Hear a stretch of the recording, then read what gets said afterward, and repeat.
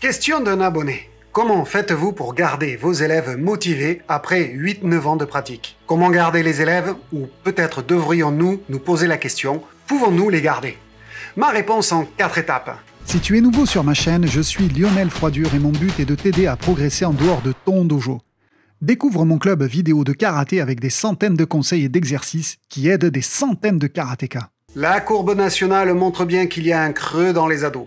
C'est un public difficile, en recherche d'exploration, de nouvelles choses. Le passage du cours enfant vers le cours adulte est complexe et n'arrange pas les choses. J'y fais face en proposant un cours supplémentaire pour ces adolescents, les 12-17 ans. Il y a ceux qui sont en cours enfant et il y a ceux qui sont chez les adultes. Les grands apprennent le rôle de senpai et ils aiment bien se retrouver les plus grands du cours. Les plus jeunes s'inspirent des grands et les rassurent de savoir qu'au moment du passage chez les grands, ils connaîtront déjà du monde avec qui ils ont tissé des liens. Cette tranche d'âge reste très complexe à conserver. Si l'enseignant propose toujours les mêmes cours traités de la même façon, l'ennui s'installe rapidement. Enseigner, c'est faire et refaire les mêmes choses, mais de diverses façons, pour ne pas avoir l'impression de faire la même chose. Et aussi de garder la flamme intacte. L'enseignant se doit de se renouveler pour apporter de la fraîcheur dans ses cours éducatifs pour continuer à creuser le sillon. Après, faut pas se leurrer, on garde pas tout le monde, même si on est un excellent enseignant. Les élèves ne nous appartiennent pas et leur choix non plus.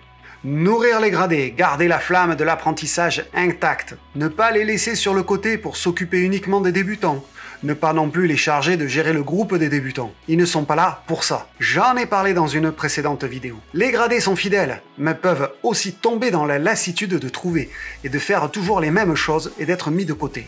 Ils ont eux aussi besoin de changements, de nouveautés, d'expérimenter, de chercher, de se construire par eux-mêmes. D'où l'importance de continuer à vous former pour toujours être devant, tant sur le plan technique que pédagogique. Gérer un groupe avec divers niveaux n'est pas simple. Cela demande d'avoir des outils pédagogiques à sa disposition, comme la pédagogie différenciée. Chaque élève doit pouvoir repartir à la fin du cours avec des informations complémentaires et pertinentes. Utiliser le constructivisme par exemple pour les aider à chercher par eux-mêmes.